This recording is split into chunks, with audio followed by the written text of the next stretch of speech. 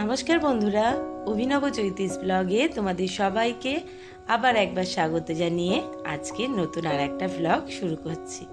আজকে রবিবার আর সকালবেলাটা দেখতেই পাচ্ছ, একদম ঘন কুয়াশায় বাইরেটা পুরো ঢেকে গেছে। ঘড়িতে যদিও এখন 7:45 থেকে 7টা মতনই বাজে, আর আজকে একটু সকালবেলা তাড়াতাড়ি উঠেছি, কারণ একটুখানি জলখাবার বানাবো বলে চিন্তা ভাবনা করেছি। আসলে রবিবার সকাল যেহেতু, আর গত এক সপ্তাহ বাইরে ঘোরাঘুরি খাওয়া দাওয়া হয়েছে, এবার তো মন দিয়ে আবার ঘরকন্যার কাজে লেগে পড়তে হবে। সেই কারণেই সমস্ত রকম জোগাড়জান্তি করে এসেই মনে করলাম বাইরে এত কুয়াশা পড়েছে, তোমাদের সঙ্গে একটুখানি ঝট করে দেখিয়ে ব্লগটা শুরু করি। যদিও দেখে বুঝতেই পারছো, বাড়িতে ফিরেই পেয়েছি একটা মন খারাপ করার দুঃসংবাদ। আর কি দুঃসংবাদ সেটা নিশ্চয়ই বলে আর কাউকে আলাদাভাবে বোঝাতে হবে না। ভোদাইবাবুর খাঁচাটা দেখতেই পাচ্ছ ফাঁকা, আর এই খাঁচাটা ফাঁকা হয়ে গেছে গত 1 জানুয়ারির দিনকে সকালবেলা। আসলে 1 জানুয়ারির দিন তো বেশ সুন্দর ঠান্ডা ছিল, সেই সঙ্গে রোদ্দুরটাও খুব সুন্দর উঠেছিল। তো মা সকালবেলা ভোদাইকে স্নান করিয়ে এই ব্যালকনিতে একটু রোদ্দুরে দিয়ে বসিয়ে রেখে গেছিল। আর যেটা ভুল করেছিল সেটা হলো, স্নান করিয়ে ওকে বসিয়ে ওর জন্য খাবারটা দিয়ে গেছিল, আর বাটিটা নিয়ে যেহেতু বাটিটা পরিষ্কার করা ছিল না, ওটাকে পরিষ্কার করে জল নিয়ে এসে যতক্ষণ জলটা দিতে গেছে ততক্ষণে খাঁচার দরজাটা যেহেতু বন্ধ করেনি, ভোদাইবাবু খাঁচা থেকে বেরিয়ে আস্তে করে খাঁচার ওপর উঠে বসে খুব সুন্দর খেলা করছিল। আর সেটাকে দেখেই মায়ের তো গেছে মাথা খারাপ হয়ে, জানে মা তো কিছুতেই ওকে ধরতে পারবে না। তাও যদিও চেষ্টা করেছিল একটু ধরবার, কিন্তু সে তো বনের পশু, বনেতেই বেশি খুশি। যতই আমরা তাকে আদর আহ্লাদ করে এতদিন কাছে রাখি, ছোট থেকে মানুষ করি, তো সে যথারীতি মা যেই ধরতে গেছে অমনি পুরুত করে জানলার গ্রিল থেকে বেরিয়ে গেছে বাইরে। তো বাইরে একটুখানি যেহেতু খুব ভালো উঠতে পারে না, এখান ওখান বসছিল উঠছিল, এই করতে করতে কোথায় উড়ে চলে গেছে সেটা কারোরই জানা নেই।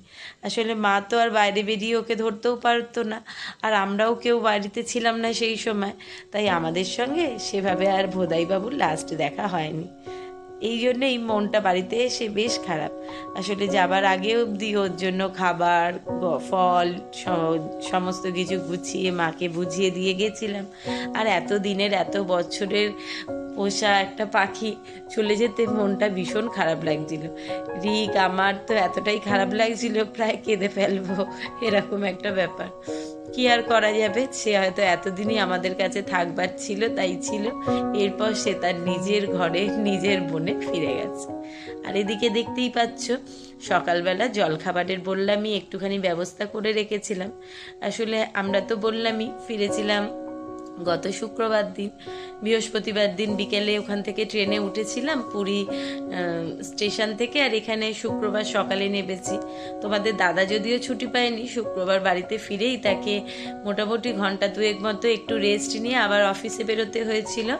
রিক আর সেদিনকে স্কুলটা যেতে পারেনি, কিন্তু আমাদের সেই নিয়ম হিসেব মেনে গতানুগতিক জীবন, ঘরকন্যার কাজ, দায়িত্ব, কর্তব্য আবার সব কিছু একই নিয়মে শুরু হয়ে গেছিল। তো সকালবেলাতে রিক গতকালকেই বলেছিল মা একটু চাউমিন বানাবে, তো যেহেতু শনিবার নিরামিষ থাকে, তো নিরামিষের চাউমিন কি দিয়ে বানাবো, তো বলেছিলাম যে ঠিক আছে কালকে বানিয়ে দেবো। রিক গতকাল সন্ধেবেলা এই গাজর, বিনস, ক্যাপসিকাম সব এগুলো এনে গুছিয়ে রেখেছিল চাউমিন, সেটাই সকালবেলা উঠে ঝটপট করে চাউমিনটাকে ভিজিয়ে সবজি আনাজগুলো কেটে একদম রেডি করে নিয়েছি। আমার, রিকের আর মায়ের 3 জনের মতো একটু ডিম দিয়ে, সবজি দিয়ে, আলু দিয়ে, একটু বাদামও দেবো ভেবেছিলাম, কিন্তু বাদামটা এর মধ্যেই মানে যেটা ঘরে ছিল সেটা শেষ হয়ে গেছে, আর রিককে আনতে বলেছিলাম সে ভুলেও গেছে, তাই জন্য বাদামটা দেয়া হলো না। বাদবাকি সবজি আনাজ দিয়ে একটু চাউমিন বানাচ্ছি, আমরা 3 জন খাবো।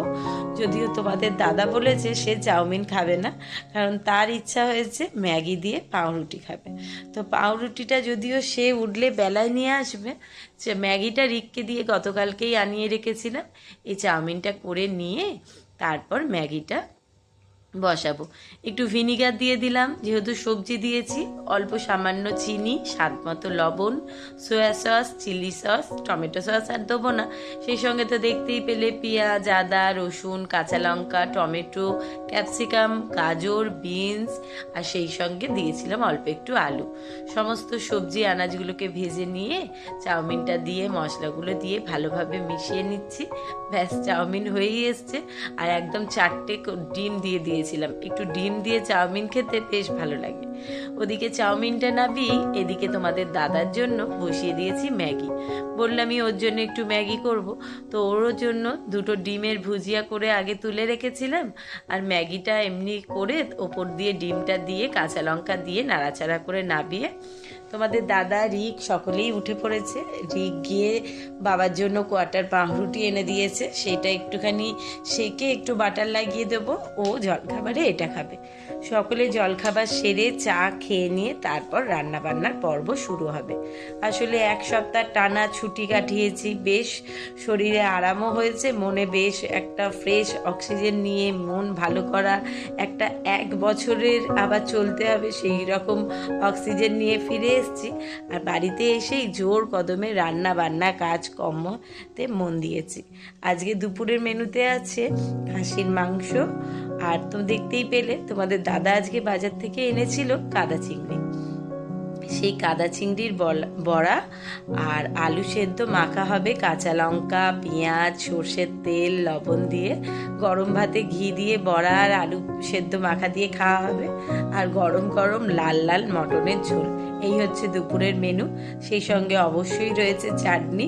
ব্যাস, মানে হালকা পাতলার উপর রান্না হবে, কিন্তু খাবার দাবার হবে ঝমঝমাট।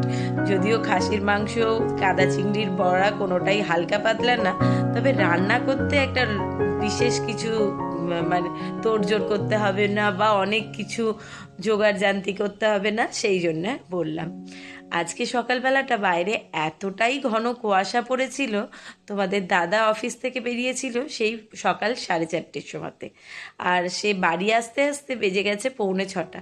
বলছে এতটাই ঘন কুয়াশা যে সামনে 1 হাত দূরে দেখতে পাচ্ছে না। একটু এত আস্তে আস্তে গাড়ি চালাচ্ছে, কখনো দাঁড়িয়ে এমনি গাড়ি টেনে নিয়ে আসছে। অন্ধকারে সারা রাস্তা পুরো ঢেকেছিল। বলছে হাওড়া ব্রিজে উঠে তো ভয় লাগছিল রীতিমতো, যে যদি গাড়িটা চালিয়ে যাই সামনে কারোর সঙ্গে না ধাক্কা লেগে যায়। তো একটু হেঁটে একটু দাঁড়িয়ে ভাবছিল যদি একটু সকাল হতে হতে কুয়াশাটা কেটে যায় সেইভাবে আসবে। করতে করতে লেট হয়েছে। তো ওরা একটুখানি যতক্ষণ শুয়ে রেস্ট নিচ্ছিল, আমি সকালবেলা ওই উঠে ওকে দরজা খুলে দিয়ে গিয়ে একটুখানি জল খেয়ে বাথরুম থেকে ঘুরে এসে আর শুতে যায়নি। ঝটপট করে জলখাবারের জোগাড় করে তোমাদের সঙ্গে ভ্লগটা শুরু করেই মনে করেছিলাম এইবার তো আবার ঘরকন্যার কাজ যখন শুরু হচ্ছে, গত 1 সপ্তাহে যা বাজার দোকান ছিল সেগুলো সমস্তই মোটামুটি হয়ে গেছে। রান্না খাওয়া মা করে খেয়েছে। তারপর যা মশলাপাতি সারা সপ্তাহের জন্য গুছিয়ে রাখি, কোথাও রসুনের পেস্ট, কোথাও আদা কাঁচা লঙ্কার পেস্ট, বা কখনো হয়তো পেঁয়াজ, আদা, রসুন, টমেটো একেবারে তেলে ফ্রাই করে পেস্ট করে রেখে দিলাম। গুঁড়ো মশলাগুলো সমস্ত রেডি করে রেখে দিই। রোজকার রান্নাতে বেশি হুটোপাটি করতে হবে না, মশলা রেডি থাকলে ঝটপট করে রান্না কাজ করা হয়ে যায়। তো যেহেতু এই 1 সপ্তাহ বাড়িতে ছিলাম না, সেগুলো প্রায় বলতে গেলে সবই শেষ হয়ে গেছে। সেই সমস্ত কাজ অল্প অল্প করে আবার গুছিয়ে রাখার পালা এবার। সেই জন্য সকালবেলা উঠেই আস্তে আস্তে করে সমস্ত কাজ গুছিয়ে রেখেছিলাম। আর জানতামই আজকে মাংস তো হবেই। তো রিক গতকালকেই বলেছিল যে যেহেতু মায়ের ওখানে কদিন গিয়ে শরীর খারাপ হয়েছিল, আর ফেরবার কদিনও চিকেনই বেশি খাওয়া হয়েছিল, মটন একদিন হয়েছিল, তো বাবা কালকে সকালবেলা একদম মটনই আনবে। তো তোমাদের দাদা সকালবেলা জলখাবার সেরে বাজারে বেরিয়ে সমস্ত সারা সপ্তাহের বাজার দোকান, মাছ মাংস সমস্ত কিছু এনে রেডি করে দিয়েছিল। আর ওদিকে মা যেহেতু সঙ্গে আছে, আমাকেও বেশ পেঁয়াজ কুচিয়ে দিতে সাহায্য করেছে। ঝটপট করে আমি সারা সপ্তাহ রসুন, আদা, গুঁড়ো মশলা সেগুলো করে নিয়েছি। এদিকে একদিকে ভাত তো হচ্ছে দেখতে পেলে, আর মাংসটাকেও একদম কষিয়ে প্রেসারে দিয়ে দিয়েছি সিটি দিতে। যদিও খাসির মাংসতে আমার তো বিশেষ কিছু মশলা একেবারেই ভালো লাগে না, তাহলে মাংসর নিজস্ব স্বাদ গন্ধটা কোথাও যেন মনে হয় ঢাকা পড়ে যায়। তাই নর্মাল পেঁয়াজ, আদা, রসুন, টমেটো আর টক দই, সেই সঙ্গে কাঁচা লঙ্কা, এই দিয়েই আমি খাসির মাংস করি। আর অবশ্যই তেলের মধ্যে একটু গোটা গরম মশলা ফোড়ন দিই। ব্যাস, ওদিকে ভাত মাংস রেডি, এদিকে আলু সেদ্ধ হয়ে গেছে, আর এদিকে কুচো চিংড়ির বড়া করব, বা এটাকে অনেকে ফুল চিংড়িও বলে। তো সেটার জন্য একটুখানি চাল গুঁড়ি, একটু বেসন, স্বাদ মতো লবণ, সামান্য একটু চিনি, একটু লঙ্কা কুচো, একটু পেঁয়াজ কুচো আর একটু আদা রসুনের পেস্ট সব দিয়ে মাখিয়ে নিয়ে বড়া করব। আর ওদিকে কিছুটা পেঁয়াজ কুচিয়ে রেখে দিয়েছি, কাঁচা লঙ্কা, কাঁচা পেঁয়াজ, সর্ষের তেল, লবণ দিয়ে বললামই আলু সেদ্ধটা মাখা হবে। চাটনি বার করা আছে। মোটামুটি এই বড়াটাকু হওয়া নিয়ে সময়ের দেরি আছে, মানে বড়াটা হয়ে গেলেই একসঙ্গে খাবার দাবার বেড়ে গরম গরম খাবার একসঙ্গে খাওয়া যাবে অনেক দিন বাদে। আসলে গত কয়েকদিন আমরা ওখানে কে কোথায় কখন কিরমভাবে খেয়েছি তার কোনো ঠিক ছিল না। ঘুরতে গেলে যেমন হয় আর কি, আমরা কখনো খেতে দিচ্ছি তো ওরা বাইরে যাচ্ছে হয়তো কিছু কাজ করতে, গল্প করতে, বা আমরা যখন খাচ্ছি তখন হয়তো ওরা খেয়েটে রুমে ফিরে গেছে। তো এই কারণে কদিন একসঙ্গে বসে খাওয়া দাওয়া তো হয়নি। আজকে আবার অনেক দিন বাদে রবিবারের দুপুর সকলে মিলে জমজমাট খাবার দাবার একসঙ্গে গুছিয়ে খাওয়া হবে।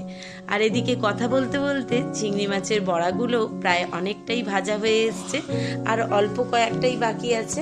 এই কটা ভেজে তুলে নিলেই সকলের খাবার একসঙ্গে গুছিয়ে নিয়ে বাড়ব। বড়াগুলো থেকে এত সুন্দর একটা সেন্ট বেরোচ্ছে।